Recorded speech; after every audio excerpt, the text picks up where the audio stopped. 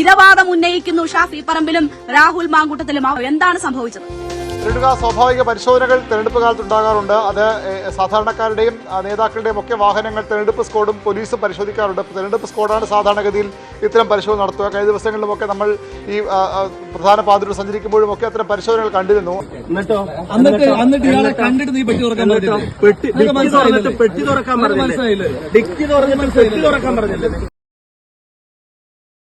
റോഷി, നമ്മൾ പ്രേക്ഷകർ കാണുന്ന ദൃശ്യങ്ങൾ രാധാകൃഷ്ണൻ എംപിയുടെ വാഹനം പരിശോധിക്കുന്നതിന്റെ ദൃശ്യങ്ങൾ കൂടിയാണ് ഇപ്പോൾ കാണുന്നത്. എന്തായാലും എംപിയുടെ വാഹനം ഇപ്പോൾ പോലീസുകാരും ഒപ്പം തന്നെ തെരഞ്ഞെടുപ്പ് ഉദ്യോഗസ്ഥരും പരിശോധിക്കുന്നുണ്ട്. ഇല്ല, തെരഞ്ഞെടുപ്പ് കാലത്ത് പൊതുവിൽ ഇങ്ങനെയുള്ള നാടകങ്ങളൊക്കെ നടത്തലാണല്ലോ ചില ആളുകളുടെ വിനോദം.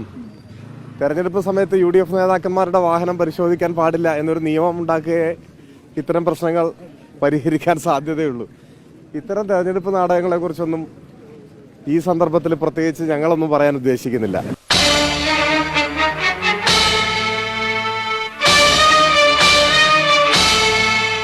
പിന്നെ ഞങ്ങൾ ഉണ്ടാക്കാനും കൂടെ വരണ്ട, ഞങ്ങളങ്ങനെ സൂചിപ്പിക്കാൻ വരണ്ട. അത് നിന്റെ കൈ വെച്ചിരുന്നാൽ മതി. അങ്ങനെ സൂചിക്കുന്ന ആളുകളും അല്ല കേട്ടോ.